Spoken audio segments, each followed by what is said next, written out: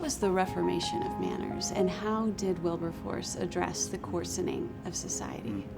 Wilberforce, in his diary in 1787, this is like 2 years after he has this Christian conversion, writes 20 famous words. He writes, "God Almighty has set before me two great objects, the suppression of the slave trade and the reformation of manners." Now, he doesn't mean manners, which fork to use. Manners, he really meant morality, culture, because Wilberforce understood that you don't have a wonderful culture and then you have this one problem called slavery. If you have slavery and the slave trade, it's because the whole culture is broken.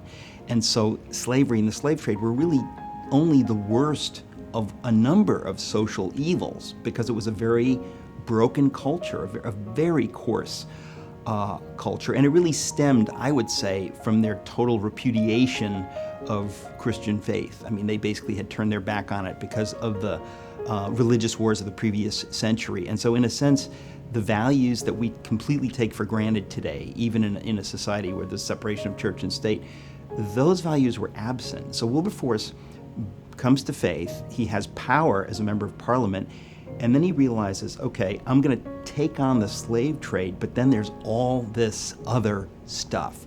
So the Reformation of manners really was something that for the rest of his life he cared about. Innumerable issues, animal cruelty. There was public animal cruelty, horrible. There was child labor on a level we can't comprehend. You had 6-year-olds working 12 and 14-hour days in dangerous conditions. Unbelievable things. Prisons were horrific.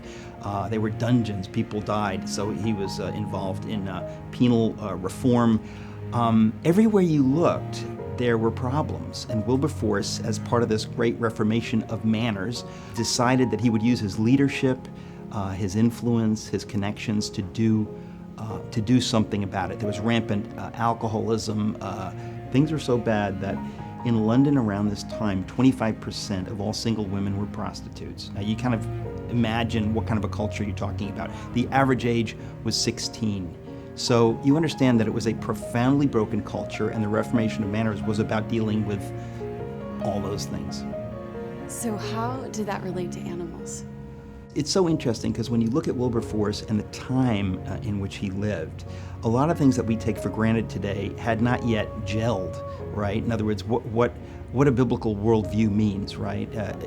Nobody had a biblical worldview. It was such a broken culture, and faith was so repudiated that people didn't really have all the stuff that we take for granted today, whether you're an atheist, an agnostic, a Christian, a Muslim, a Jew. Everybody in the West today who's part of civilized culture takes certain things for granted.